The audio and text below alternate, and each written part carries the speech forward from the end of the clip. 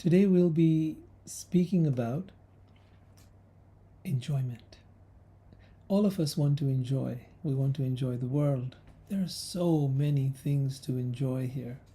So much pleasure, so much fun, so much excitement, so much that we can do, so much variety, so much of everything possible. And that's how it was created. It was created to give us every opportunity to enjoy.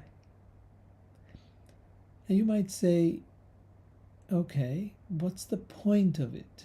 What's the point of this world being the way it is? You know, a world in which nothing is permanent, because even if we enjoy, it's only temporary. And even if we have pleasure, it's also fleeting. And no matter what it is we do, you can only do so much of it. You can only drink so much. You can only eat so much. You can only travel for so long. You can only enjoy to a limited degree. And then you either go back to work or you go back to something else. And you can keep changing it up if you like. And there are societies that have tried to do that. In the Roman culture, we heard of the hedonistic tendencies that they had. We've had very wealthy people try, who don't have to work, who don't have necessarily to go back to something. You've had that kind of class of people that have had everything, and they've tried to enjoy in every single way that they could. You've also had those people who rose from rags to riches, and then they tried to really live it up, right? Party a lot, celebrate, enjoy, have as much food and wine and drink and sex as possible. But in the end, all of them have one thing in common. They feel empty, purposeless. They feel lost. They feel adrift. And sometimes depressed or even suicidal. And you'd wonder, why is this so? Why is it that someone who has everything feels that they have nothing? Why is it that someone who has everything we desire doesn't take any delight in it? So there's this hallucination, there's this mirage in this world that if I had X, Y, Z, if I did this, that, or the other, if I could, then I would be happy. This is the essence of the mirage. And if you look at all those who've walked that way, who've had what we desire, you'll notice that there was no success there. And yet, like the fabled lemmings, we're all marching our way to that grand paradise of joy and pleasure and fun, wanting to achieve that, but never getting there. Like the deer within the desert, or an animal, or a human within the desert who sees the mirage and goes towards it and dies as they keep thinking that it's now there, it's now there, it's now there, and I'm almost there, I'm almost there, right? So why is this?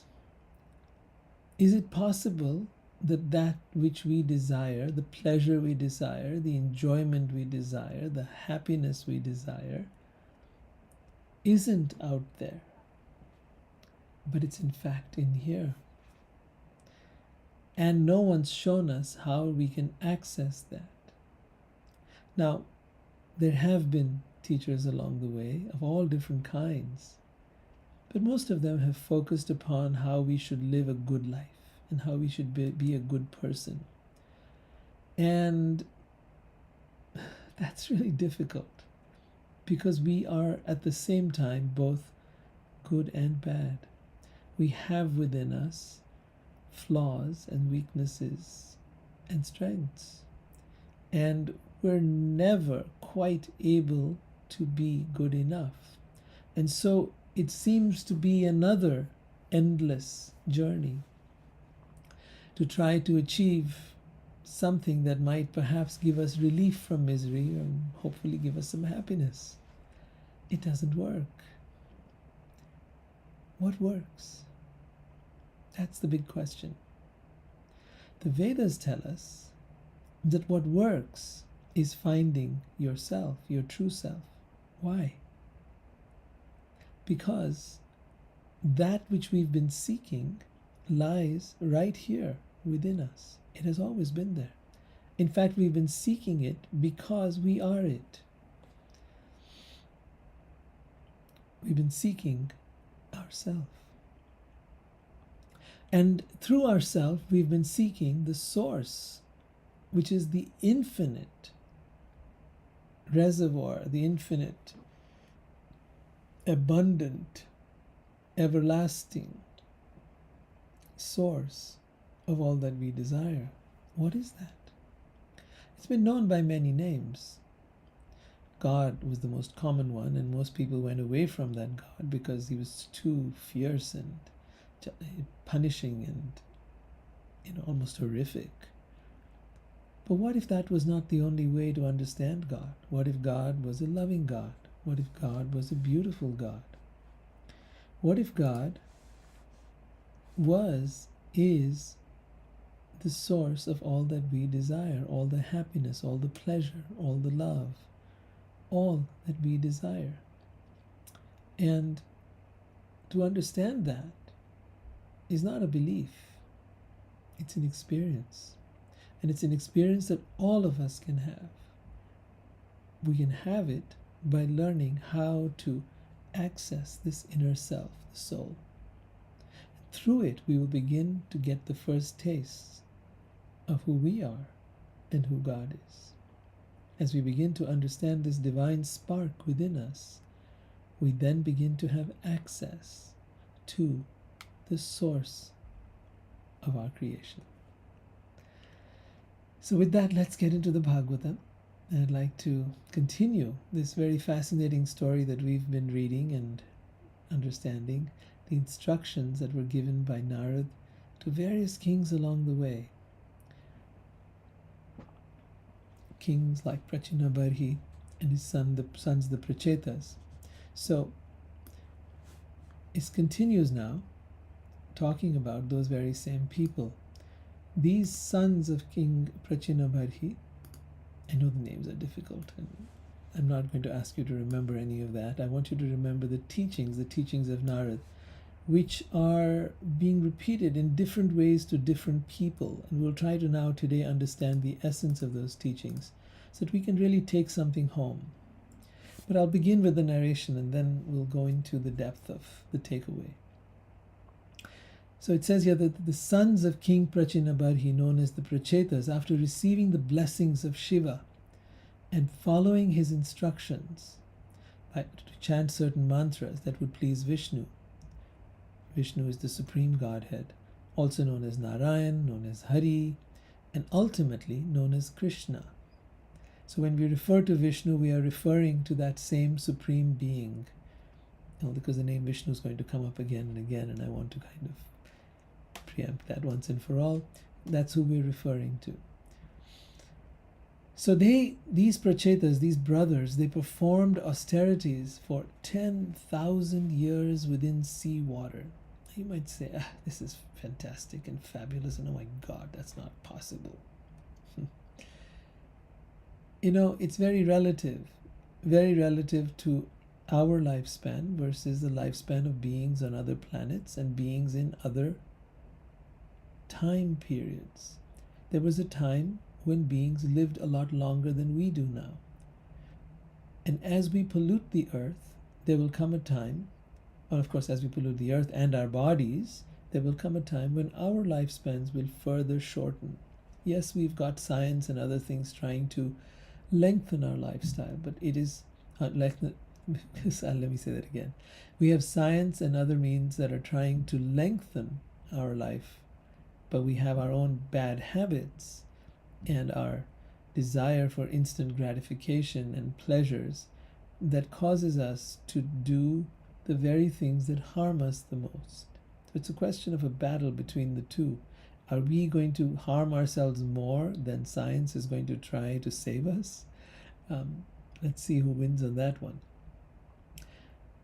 But there's a lot to learn from the Vedic culture, in which you begin to understand that people were taught from a very young age to honor this body, to honor nature, and that the goal of life was not about trying to have more, do more, be more, but rather was to be able to get freedom from this rat race, from this never-ending treadmill of trying to be and more and more and more and more.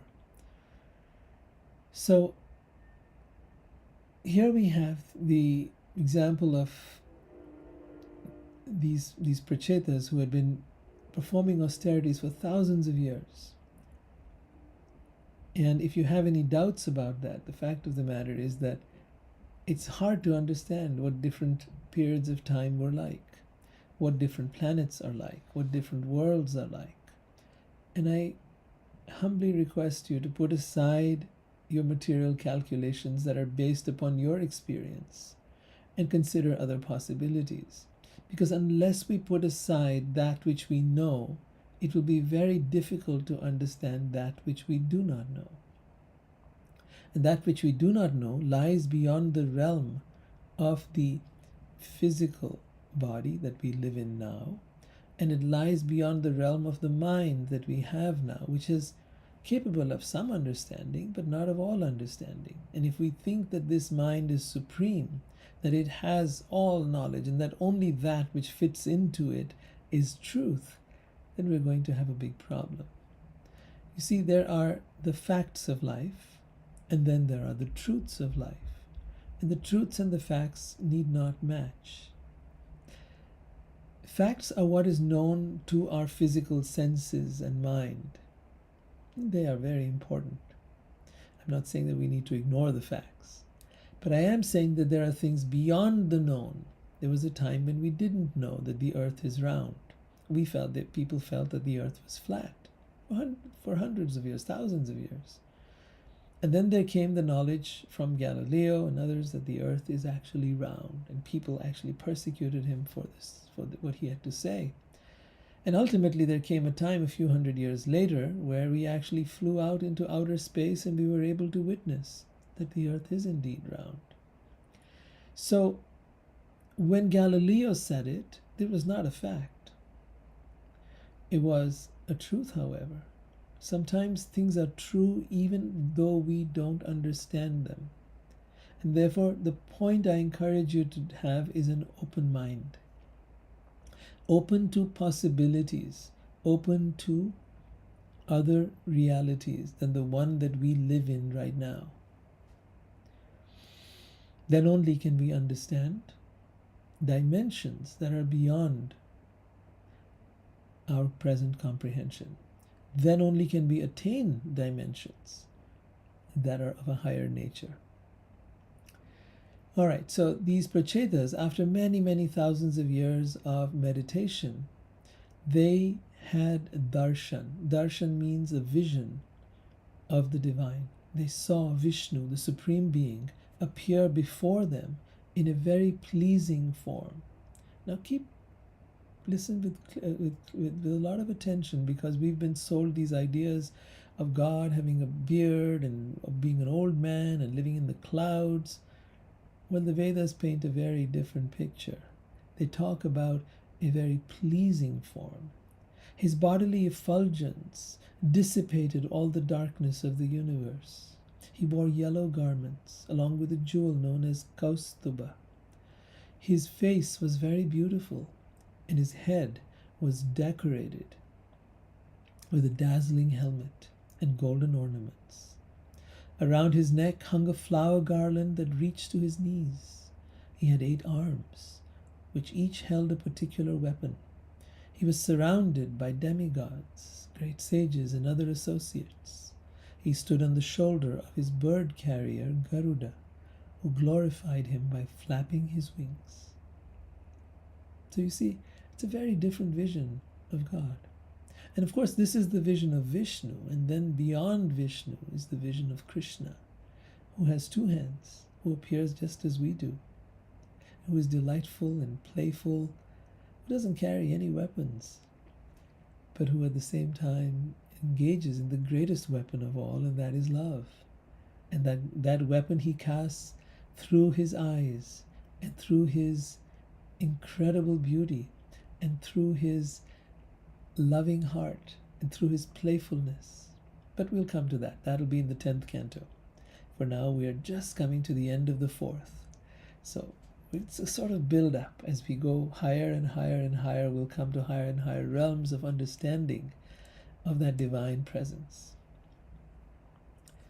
Then Bhagavan Vishnu told the Prachetas that he was very pleased with their devotion to him, their mutual friendship with each other, and the way they had faithfully executed the orders of their father. He said, "Those who remember you every evening of every day will become friendly with their brothers and with all other living entities.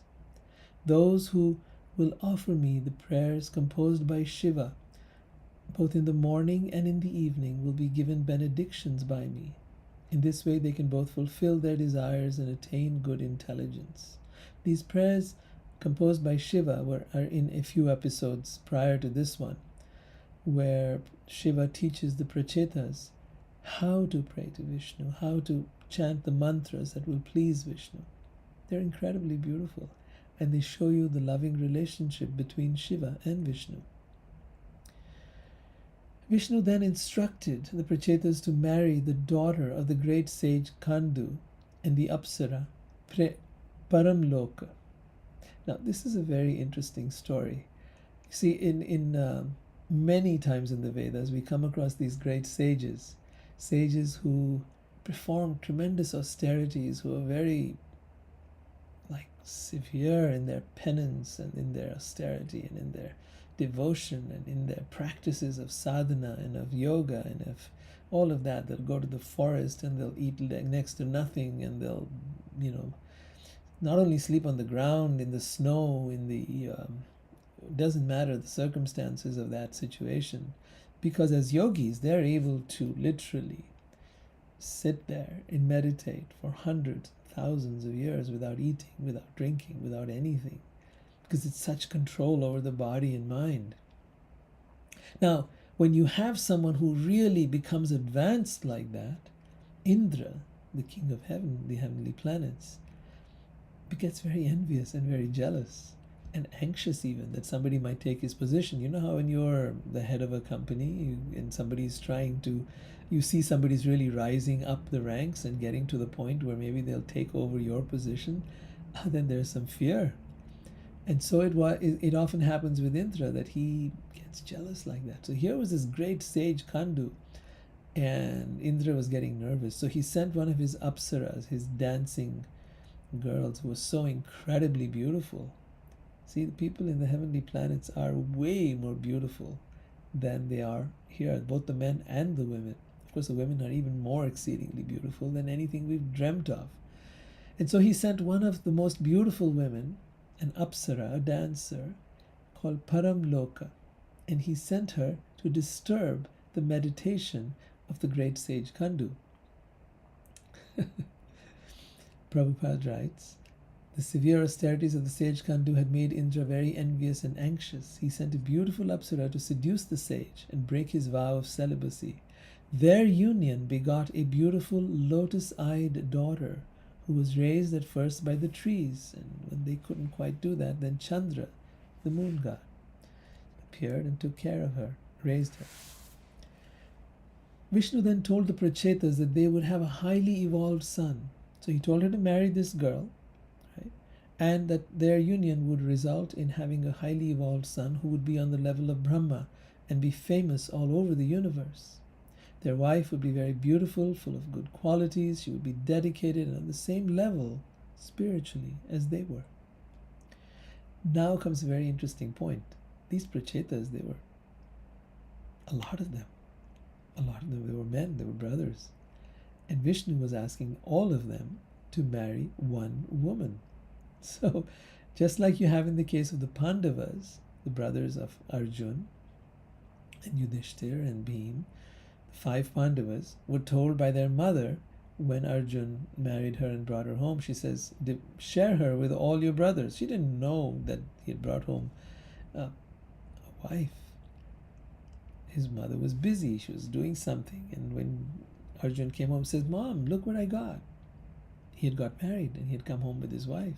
And his mom said, whatever you've got, share it with your brothers. And so that became the law.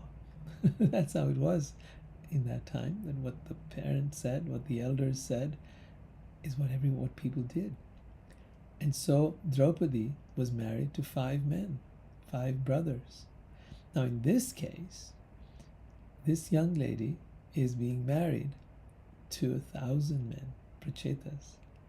And Prabhupada writes in his purport, he says, in special cases, a girl is allowed to marry more than one man, provided she is able to treat her husbands equally.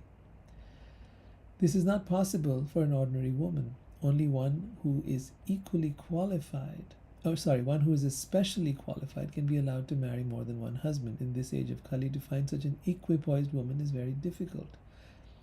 Now, I don't know if one can take that as a rule, but the point is, both polyandry and polygamy were accepted in that time, provided one was able to be equal to all of one's spouses, equally take care of them, equally protect them. If a man getting married to many women, then to protect them and provide for them. Provided he could do that equally, then it was okay. But polyandry was equally okay, provided again that the woman could actually handle multiple men. So you see, this was a very liberal culture. This was not a culture that was based upon dogma, but it was based upon capability. What are you capable of? What are you actually able to do? Most people can barely handle one partner. They struggle with that and tune out and fight and argue and so on. Unless you're very mature and very highly evolved and equipoised, you're going to find it extremely difficult to be able to do. So a lot of people want this. They want to be in an open relationship. They want to be polyamorous. They want all of this. But it is not simple. It is an extremely difficult journey. It can be done, certainly. But one has to be ready for the fact that it is an advanced skill. It is in fact a spiritual skill. And it requires spiritual tools with which to be able to do it. Vishnu then blessed the prachetas. My dear princes, by my mercy you can enjoy all the facilities of this world as well as the heavenly world. Indeed, you can enjoy all of them without hindrance and with full bodily strength for 1,000,000 celestial years. So they were actually going to be able to live without any deterioration of their body, with full bodily strength for 1,000,000 years and enjoy the world. Now, how did they get this blessing? Through Vishnu. You see, all of us, we would desire this, we would like this, but our bodies deteriorate. Our bodies do not support us. Our skin, our hair, our health, all deteriorates. And despite our great longing for enjoyment and pleasure, our body doesn't support us. But here Vishnu is telling them, I will give you the facility, the blessing to be able to enjoy for 1,000,000 celestial years in the heavenly planets. Thereafter you will develop unadulterated devotion unto me and be freed from all material contamination. At that time, being completely unattached to material enjoyment, you will return home, back to my abode. By offering the fruits of their work to God, by talking about Him and remembering Him, even though engaged in family life, they would not be affected by karma. See, this is a science. You see, as long as there is karma, we will keep coming back into this world. If you have good karma or you have bad karma, it doesn't matter. Whether you do good deeds or you do bad deeds. If you do good deeds, you got to come back and enjoy the fruits of your good deeds. If you do bad deeds, you got to come back and enjoy the fruits of your bad deeds. What is bad? What is good? Well, does it hurt someone? Does it help someone? If you're out there helping others, those are good deeds. They'll get you good karma. And if you're hurting others, that's bad deeds, and that's bad karma. That's going to cause you again to suffer that which you have caused unto others. Karma is no different than the idea that do unto others as they would have them do unto you. Because whatever you do unto others shall be done unto you. It's not that as you would have them do unto you, is because that which you do unto others shall be done unto you. You cheat, you lie, you shall be cheated on, you shall be lied to. If not in this life, then in another. However it works out, the point is that how do you become free from karma? Akarma. Akarma means the opposite of karma, free of karma. And that is through devotion. If I've given the example earlier, I hope you'll remember, but when a soldier goes out to fight, they are not punished for their killing of people. They're fighting on behalf of the country. They don't come back and they don't get sent to jail, not unless they broke the rules of their whatever military rules that they might have. However, if they come back in peacetime and they kill even one person, they're in jail for just like they're treated just like everybody else. They are not excused. So when we act for the benefit of, when we act for the pleasure of, when we act everything for the love of God, then there is no karma. We can do the very same things we do, our work, our family, our children, whatever it is we do. When we do it as an offering to the divine, there is no karma. Are you with me so far on that? So the whole path of the Vedas is how to become free from karma. Krishna says in Bhagavad Gita, Sarva dharma parityaja. Give up all your dharma. Give up all your faith, your beliefs, your practices, your rituals, everything, and just surrender unto me. Aham tvam sarva papebhyo. I will free you from all sinful karmic reactions. Moksha ishyami ma shuchaha. And I will give you moksha, or liberation, from this cycle of birth and death. Because it is karma that keeps bringing you back to this world. And it is only when you are no longer engaged in karma. So he gives you the secret on how to do that. Two things that he talks about. That whatever you do it as an offering unto me. That was said in the earlier chapter, where he talks about karma yoga. And then later on at the end, just surrender unto me. Right? Surrender everything, your life, your energy, your work, your everything as an offering unto the divine. Then there is no more karma. Right? So when there is no more karma, there is no more birth and death. Then there is liberation. You see, it all ties together.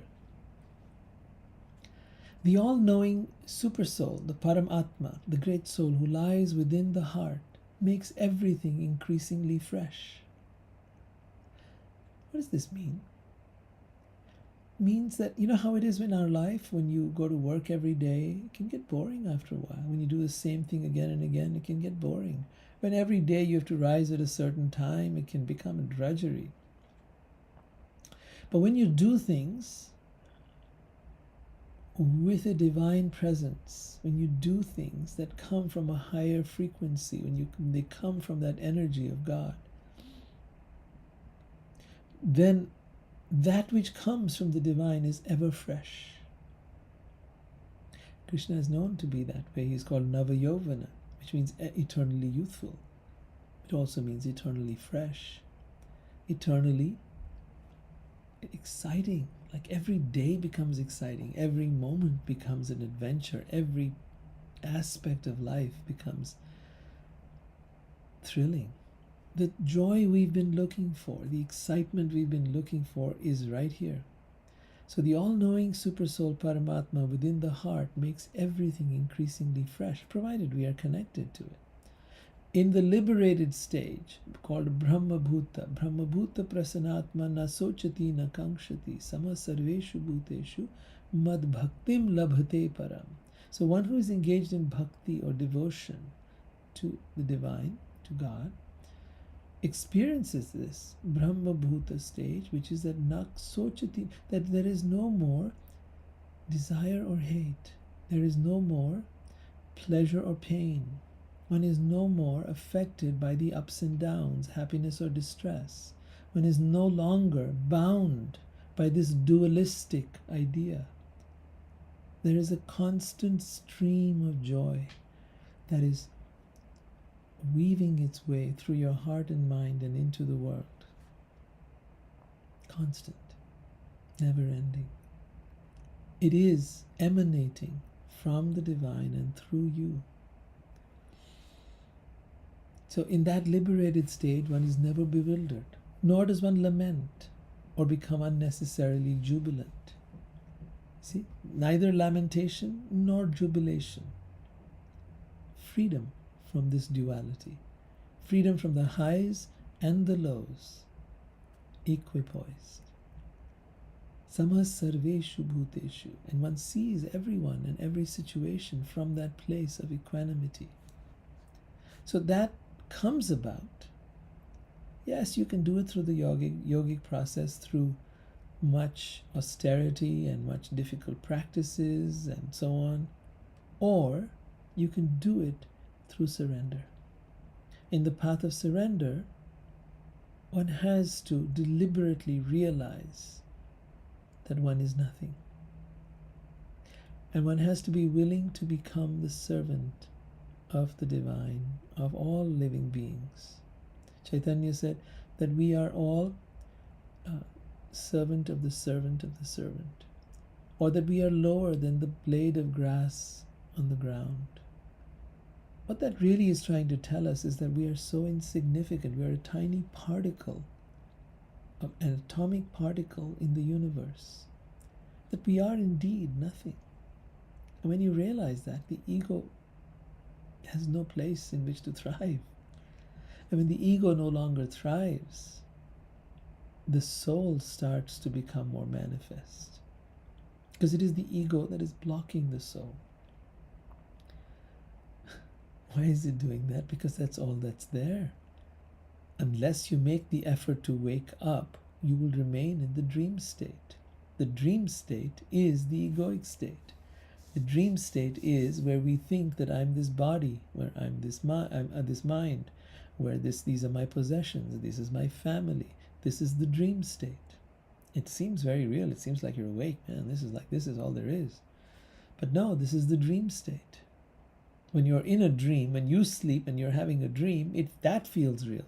When you wake up, this feels real. And what the Vedic sages tell us is that all of it, your waking state and your sleeping state, all of it is the dream. That the true reality is when we wake up spiritually. And to wake up spiritually means to be able to realize that there is something behind all of this, to see through the veil of this world, the illusion of this world, and to realize that behind it is the energy, which is God. Within us is an energy that is God, and outside of all of this creation is God, the being. So then at that level of consciousness, one is free from duality. And in that freedom from duality, one does not either lament or become unnecessarily jubilant. So after these wonderful instructions from Vishnu, the Prachetas offered prayers to him, and they said, "My dear Lord, you relieve all kinds of material distress. Your magnanimous transcendental qualities and holy name are all auspicious. Your transcendental form is full of transcendental bliss. Your existence is completely independent of all material influences. You live in everyone's heart and are the direct witness of all the activities of all living entities. To deliver us from these miserable conditions, you appear in this transcendental form. You reveal yourself to us like that. This is the evidence of your unlimited, causeless mercy upon those of us who are suffering in this way. Even though we are very insignificant, you are seated in our heart and know everything about us, including all our desires. You are our ultimate guide and the goal of our life. These words are so amazing, what they're saying, and I'd love for you to meditate on them, and I'd love for you to dive deeper into this incredible wisdom. This every line here. He's saying you live in everyone's heart and are the direct witness of all the activity. So when we talk about witness consciousness, we are talking about the Paramatma, the great soul, the super soul who is seated within everyone's heart. That super soul is part of Vishnu, and Vishnu is part of Krishna. So this is the general hierarchy you'll begin to see. It's a higher levels of evolution. You may say, oh, no, I feel everything is energy and everything is the universe. True. That's your starting point. That's just the starting point. Now, go further. See that same divine that you see everywhere within everyone, and treat everyone equally. And then treat every situation equally. Whether it's up or down, whether it goes the way you want or it doesn't go the way you want. Because what do we call happiness in this world when things go the way we want? That's what we think is happiness. But it's not. Happiness is not having everything your way. Happiness is being happy regardless of how things go. Whether things work out or things don't work out. Whether you gain or whether you lose. It's all the same. It's hard to achieve. It's hard to do. I know. I still struggle with that. I know. But there has to be a standard that we're aiming for. There has to be a goal that we're trying to aspire to. And it doesn't come about by your hard work. Please remember that. It comes about as a blessing. It comes about as grace. You do need to try, right? But in all your trying, you need to know that we are tiny, infinitesimal beings. And this gigantic creation is way more powerful than we are. And therefore, our hope is to surrender and allow the divine to uplift us. Krishna promises this in the Bhagavad Gita. He says, on this path of bhakti, I will pick you up from the ocean of birth and death and bring you back home. So the Prachetas continue. When our mind is fixed upon you, the world of duality, although a place for material enjoyment, appears meaningless. You are the supreme, beyond all transcendence, and because of this, there is no end to your opulences. We ask for no benediction other than that as long as we remain within this world, we may associate with those who are engaged in discussing your pastimes. This is all they want, is to be associated with those who are engaged in discussing the pastimes of the divine, of God. Just like you, just like you're here, eager to learn, eager to know, eager to find out, to explore, eager to fill that void that is within all of us, and which can only be filled by hearing about and discussing the pastimes of God. Even a moment's association with the pure devotee cannot be compared to being transferred to heavenly planets or merging into the Brahman effulgence in complete liberation. Whenever pure topics of the transcendental world are discussed, the members of the audience forget all kinds of material hankerings, at least for the time being. Not only that, but they are no longer envious of one another, nor do they suffer from anxiety or fear. So these are actually symptoms.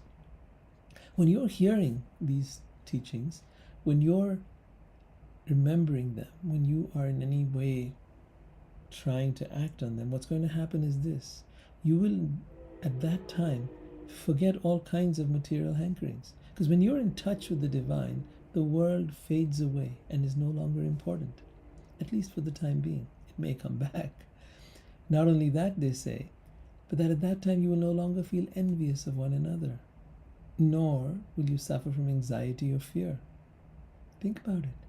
The more you do this, the more you become free from the influence of the world. So they continue, by virtue of a moment's association with Shiva, who is very dear to you and who is your most intimate friend, we were fortunate to attain you. You are the most expert physician, capable of treating the incurable disease of material existence. It is our great fortune that we have been able to take shelter at your lotus feet. You have no enemies or friends, therefore you are equal to everyone. You cannot be contaminated by sinful activities, and your transcendental form is always beyond the material creation. You are the Supreme Personality of Godhead because you remain everywhere within all existence. You are consequently known as Vasudeva. We offer our respectful obeisances unto you. So to be Bhagavan, to be the Supreme Being, to be the Supreme Godhead, there are so many qualities. It's not just a title somebody can give to themselves. There are gurus who have come in recent time who've taken on that title, I'm Bhagavan. No, these are the qualities of Bhagavan that are being described here. The qualities of the highest being, the Supreme Being. And those qualities cannot be imitated. They cannot be faked. They cannot be just by taking on a name. Oh, I'm the greatest. You know, imagine if you went out tomorrow and you told the cops, oh, I'm the president of the country. I'm the president of the U.S. Say nonsense. You're nuts. You're crazy, right? Do we need to lock this guy up? Right? So it's kind of like that. When we go around thinking that we are the divine, we are the greatest. We are divine, yes, but we are not the Supreme Being. There's a difference. That difference is through qualities. It's not through declaration or names or what you think or what you feel or what you believe. It's through qualities. And those qualities are what they're describing here. You remain everywhere within all existence. Can you claim that? Your transcendental form, is your form transcendental or is it material? Is always beyond the material creation, so it's not affected by this world, doesn't get old, doesn't get sick, doesn't die. That's what that means. You cannot be contaminated by karma. We can. You are equal to everyone. We're not. You see, there's the difference. Vishnu replied, may whatever you have prayed for be fulfilled, and then departed. When the Prachetas emerged from the ocean, they saw that the trees had grown tall as if to block their path to the heavenly planets. Like Shiva at the time of devastation, they began to emit fire from their mouths to clear the trees out. Brahma intervened. He said, oh my God, all the trees are going to get wiped out.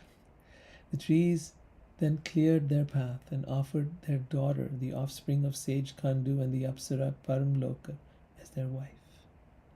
She bore a son, who in his past life was the son of Brahma, Daksha. You'll remember the stories of Daksha, who had disrespected Shiva and who had been killed by Shiva's followers, only to be revived with the head of a goat.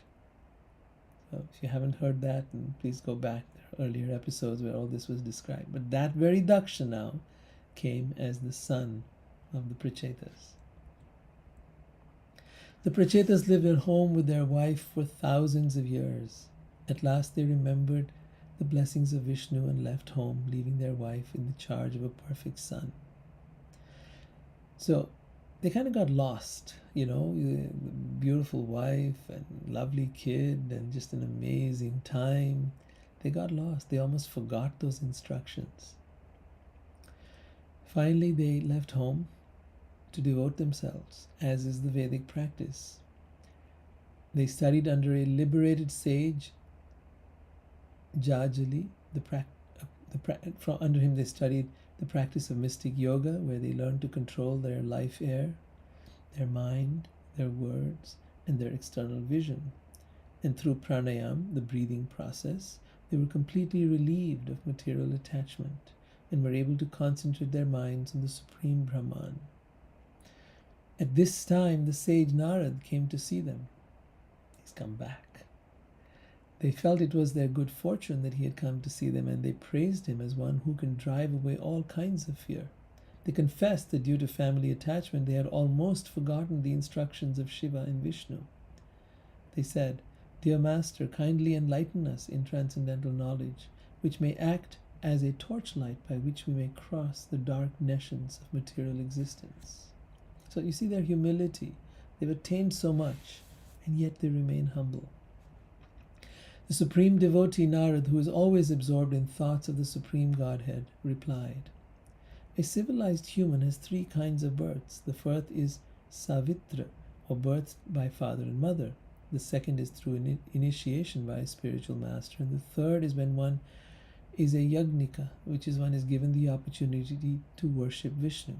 The different stages of initiation, different stages of human development. One's activities may be mundane or spiritual, but they are useless if they are not meant for satisfying the Supreme Being. Try to understand this. You may be mundane, you may call yourself spiritual. It doesn't make a difference. Many people now like to call themselves spiritual. Oh, I'm spiritual, not religious. But so what? Who cares? Who cares? Really, until you're able to understand what spirituality actually is, unless you're able to actualize your spirit, unless you're able to live from your spiritual essence, you're not spiritual. You are aspiring, you are seeking, but you're not there. To be spiritual is to actualize one's spirit. It's very simple. It means to change your identity from ego to spirit. And when that identity has changed, you are spiritual. But till that time, you're on a journey. That's what you're hoping, that you're seeking. You're a seeker. And even if you're spiritual, he says, even your spiritual activities are useless if they are not meant for satisfying the divine, or God, or Vishnu. Transcendental practices such as mystic yoga, austerity, renunciation, or the study of Vedic literature are very important aspects of spiritual advancement. But unless one understands the Supreme Being, Vishnu or Hari or Narayan or Krishna, different names, all these processes are useless. He is the original source of self-realization. Consequently, he is the goal of all auspicious activities: karma, jnana, yoga, and bhakti. It's fascinating. Fascinating that it's that simple and it's that profound. It's fascinating that we don't have to struggle so much. We simply need to become focused on a certain destination, on a certain being, on a certain reality, on a certain consciousness. And as we focus our attention, our dhyan, then our path accelerates. But if we are scattered everywhere, if we don't understand the focus, then we're scattered. We're going in all different directions. Oh, I want a little of this, and I want a little of that, and I want this, and that's fine, you can do that. But if you really want the ultimate destination, then, if you want to be free from karma, if you want to be free from the cycle of birth and death, and if you want to experience divine love, this is the path. So Narad continues, he says, as pouring water on the root of a tree energizes the trunk, branches, twigs, and everything else, and as supplying food to the stomach enlivens the senses and limbs of the body, simply worshipping the Supreme Godhead with devotion automatically satisfies the demigods who are parts of him. It also satisfies all creatures, it also satisfies everything and everyone. So what is the example of pouring water on the root of a tree? During the rainy season, water is generated from the sun, and in due course of time, during the summer season, the very same water is again absorbed by the sun. The sun evaporates, then holds on, and causes then again the water to be released. By the way, I don't know if you know this. The rain clouds can hold up to, when we look at rain clouds on a clear day, like white clouds, right? The weight of that cloud is about the weight of 80 elephants. Check out on Google, see for yourself. And then a rain cloud comes along and it has a few million gallons of water in there. I'm not sure if it was a billion. Yeah, 1.5 billion gallons of water in there. The rain cloud. And it's being suspended in the sky. Like, how is that possible? How is a billion gallons of water suspended in the sky and not being pulled down to earth immediately? And then when it does come down, it comes down in little droplets. How is it all so controlled? Why doesn't it just come gushing down and flood us out of existence, right? We've had recently some kind of atmospheric rivers, they started calling them. We've had a bit of that happen, but for the most part, that's not how rain happens. That's an unusual phenomenon. And when we experienced that, it was devastating. Houses got wiped out. People got killed. Yeah. But it's all regulated. It's all beautifully held in place. Then he gives another example. Just as I need to go back. During the rainy season, water is generated from the sun, and in due course of time during the summer season, the same water is again absorbed by the sun. Similarly, all living entities, moving and inert, are generated from the earth, and again after some time, they all return to the earth as dust. Similarly, everything emanates from the Supreme Godhead, and in due course of time, everything enters into Him again. What does it mean that living entities, moving and inert, are generated from the earth? You and I and all of us are generated from the earth. Think about it. How does our body grow? It grows by eating and drinking. Where does that eating and drinking come from? It comes from the earth. You may say, oh, I eat meat. But that meat, the animal eats plants. So it's still coming from the earth. But if you eat plants, then you're directly connecting to the earth. So we are all an accumulation of what we've eaten from the earth. And then we ultimately go back into the earth as dust. Similarly, everything emanates from the Supreme Godhead, and in due course of time, everything enters into Him again. Creation and annihilation, part of the same cycle. Just as the sunshine is none different from the sun, the cosmic manifestation is also none different from the Supreme Being. He is all pervasive within the material creation. When the senses are active, they appear to be part and parcel of the body. When the body is asleep, the same senses are now unmanifest. Similarly, the entire cosmic creation appears different and yet non-different from the Supreme Person. By showing mercy to all living entities, being satisfied and restricting the senses from sense enjoyment, one can very quickly satisfy the Supreme Being. By doing what? By showing mercy to all living entities, being compassionate, being satisfied with whatever one has, and restricting the senses from sense enjoyment. One can very quickly satisfy the Supreme Being. Why should one restrict one's senses from sense enjoyment? Because the senses, the mind, can never be satisfied. That by restricting them, we now, instead of pursuing them, instead of trying to give them whatever they want, every time you want some candy, you learn eventually that this is not good for me, some sweet thing, some ice cream, some chips, some whatever else, you learn this is not good for me. You start restricting yourself. If you don't, then it starts to take a toll on your body and on your health, and ultimately can cause you to die prematurely or suffer all kinds of consequences. So you learn that just following your senses doesn't always lead to a good destination. For example, drinking alcohol might feel really good for a while, and then it becomes painful as you get a hangover, as you stumble, as you fall, as you bang up your car. It becomes painful as you become addicted. Drugs of different kinds might feel wonderful for a while. And then you realize you've become addicted, you're hooked, you can't give it up. It's now got a hold on you. You're no longer in charge. You cannot live without it now. And it creates misery, total misery. And so it is with everything in the world, whether that is money, fame, power. It controls you. You do not control it.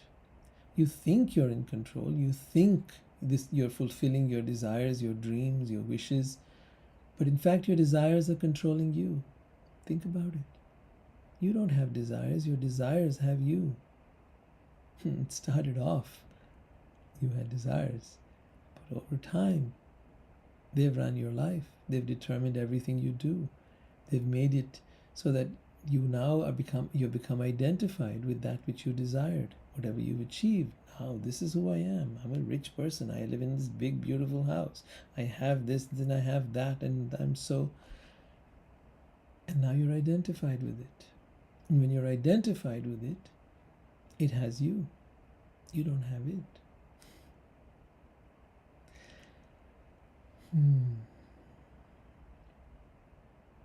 Being completely cleansed of all material desires, the devotees are freed from all mental contamination.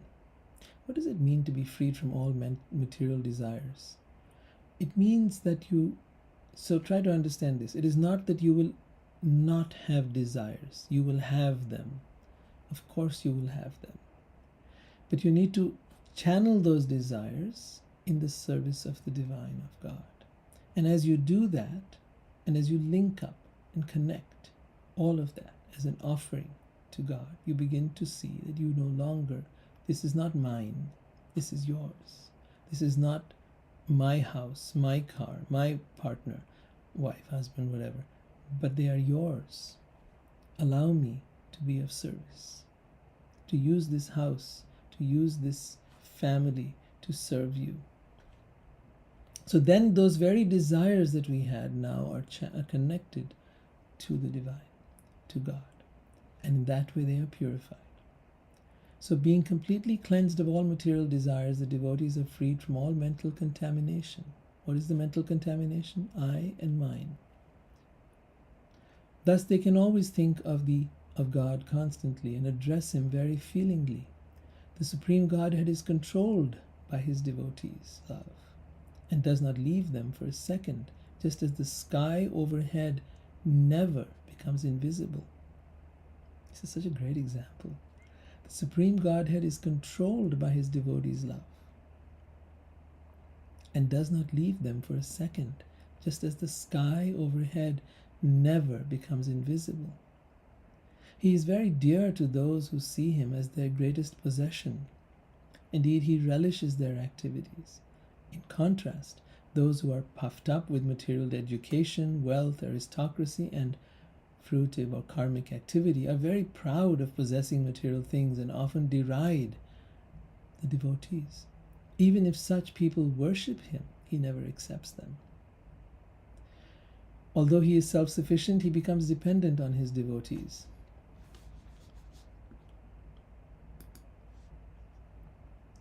Although he is self-sufficient, he becomes dependent on his devotees. See this beautiful relationship that exists between those who are devoted to God and to God. It's not a power game. It's not that God wants to rule over us. But that when we love God, when we surrender, he surrenders to us. When we depend on him, he depends on us. It's just this beautiful, beautiful exchange, relationship. By instructing the Prachetas, rather after instructing the Prachetas, Narad left for Brahmaloka, the planet of Brahma. Having heard the glories of the Supreme, which vanquish all the ill fortunes of the world, they became attached to him, and after meditating on his lotus feet, they advanced to the ultimate destination. So, that brings us to the end of the 4th canto of the Srimad Bhagavatam. I'd love to know your thoughts. I'd love to know what you made of that. And I'd love to be able to read your questions now and see what you've written, what you've thought. So those of you that would like to ask your questions in person, please raise your hand on Zoom and I'll bring you on. Otherwise, I'll read out the questions from here. Let's see what we've got. Rani, thank you.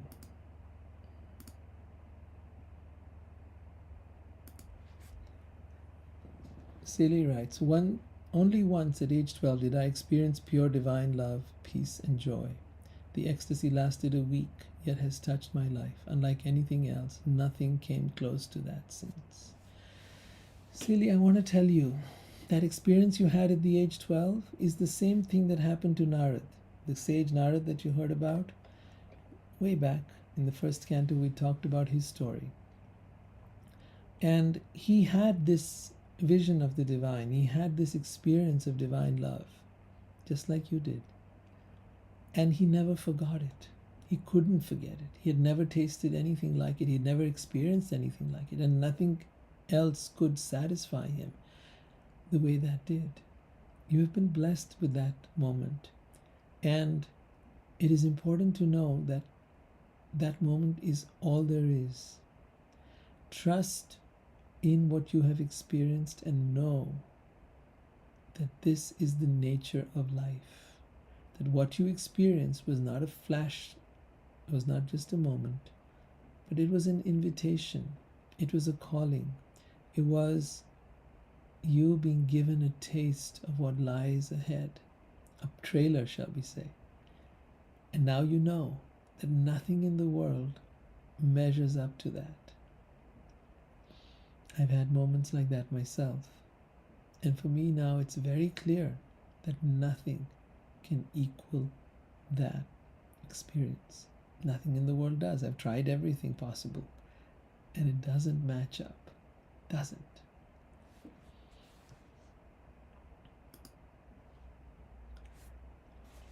Celie continues writing, seeking lasting pleasures of human love, happiness, and peace is so vulnerable and temporary, often causing pain and karma.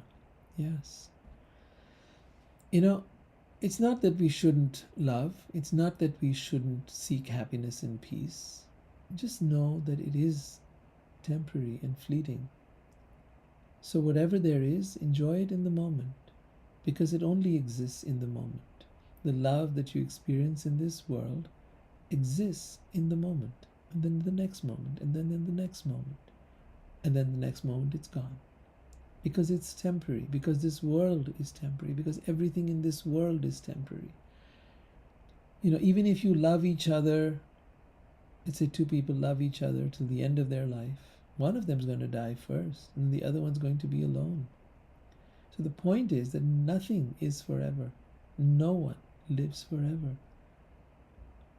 Happiness here cannot be the way we want it to be. We want forever.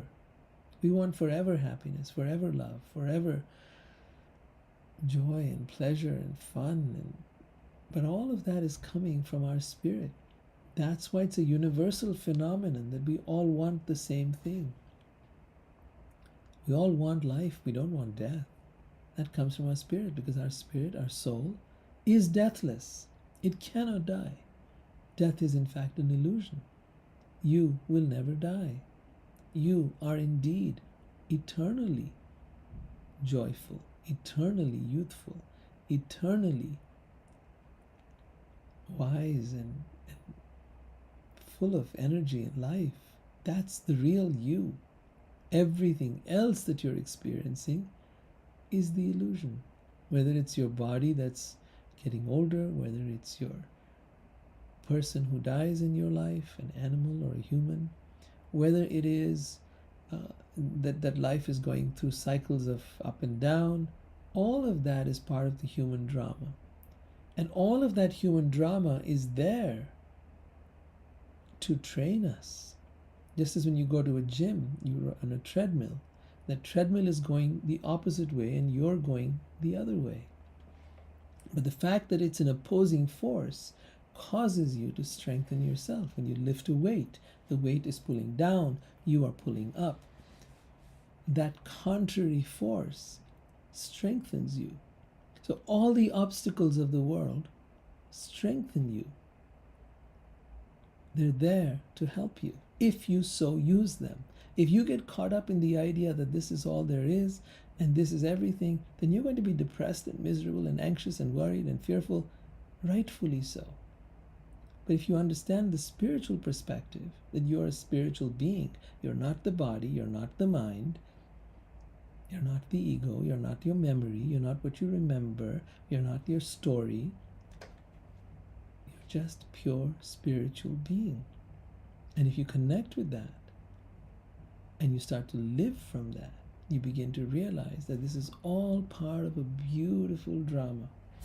In fact, think about it. If you went to a movie, if the movie didn't have a bunch of ups and downs and twists and turns and surprises and things like that, it'd be a boring movie. This is your movie. Your life is your movie.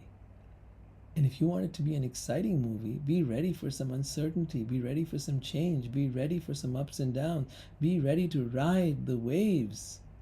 Imagine a surfer going to the ocean wanting to surf and there's no waves. What a boring ocean that's going to be, right? They don't want to ever go back there again. They want to find the ocean that has the biggest waves. And so it is with life. Be ready to take on whatever comes. But keep your hands clutching that divine source, God, Krishna.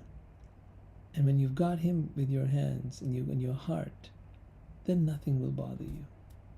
Trying to do it yourself can be quite difficult. Trying to do it with divine help and divine support can be amazing. It reminds me of a child. It reminds me when a child is with its parent and it has no fear of a tiger, of a dog, of another person. But if they're by themselves, they're crying and wailing and unhappy. Our story is very much the same.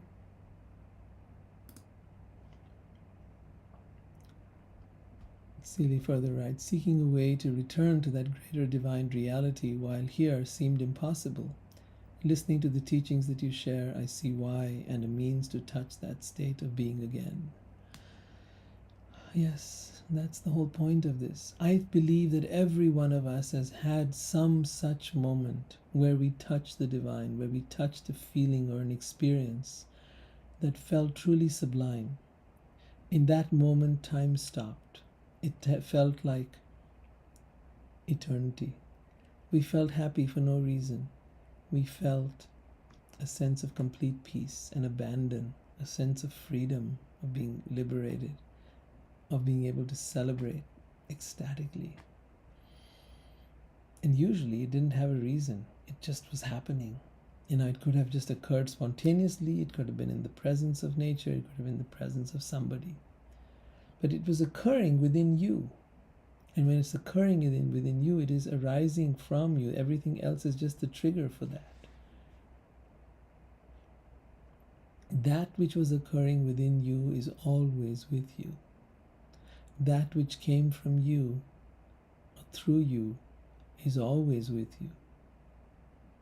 You could not experience it if it was not within you. Know that. And the more you accept that fact, that it is not outside you, but it is inside you, that it came from within you, then the more you'll be able to tap into that, and the more you'll be able to go back to it at will, anytime you want. So I've come to understand this, that we literally live in two different dimensions. There may be many more, but there are two primary ones. One is this world that is created by our mind. Okay, that's the world we live in. That's the world of touch and sound and all of that. This material world, if you want to call it that. But parallel to it, or rather hidden within it, or however you want to see it, like that, is a spiritual world. The spiritual world is right here. Heaven is right here. It's not somewhere. It is also out there, but it is equally here. There it is not. There's another realm in which it is no longer hidden, but here it is hidden. And because it is hidden, it may seem like you're far away from it. But no, it's right here. And the challenge is to learn how to get there. I'll give you a very simple way to do this. It is called dhyana. Dhyan means focus. When you focus your energies, your attention, your awareness to a point, you will enter it. A runner does it when they're running. While they're in their head, they can't get there. They say, oh, I want to get there, I want to get there, I want to get there, I want to somehow do it. I did it before and I want to get there again. They will not be able to do it. They have to get into the rhythm of their running. They have to get into their steps and their breath. And once they get lost in that, suddenly they will enter the zone. I remember a time I tried to learn dancing, salsa. I went to 1 or 2 classes and was getting all foot tied, just kind of get my feet all tangled up. I couldn't quite do it. I didn't pursue it, unfortunately, but what I did realize is that I had to get out of my head and get into my body and get into the rhythm of the music, because only then would I be able to actually do it. Otherwise, I would struggle and struggle and struggle. So it's the same thing. If you're trying to touch that space through your effort, you won't get there. Recognize that it's an alternate reality and you need to slip into it. Just like you cannot force yourself to go to sleep, you have to slide into sleep, right? Just focus on your breath, relax, let go, come into your body, get out of your head, put your phone away, of course, and allow sleep to take over. In much the same way, your spiritual essence can and will and does take over, provided you remove the barriers that are in the way. All right, with that we'll end. It's been a pleasure being here. Thank you so much. Jai Shri Krishna. Hare Krishna. Thank you. I'll see you next week.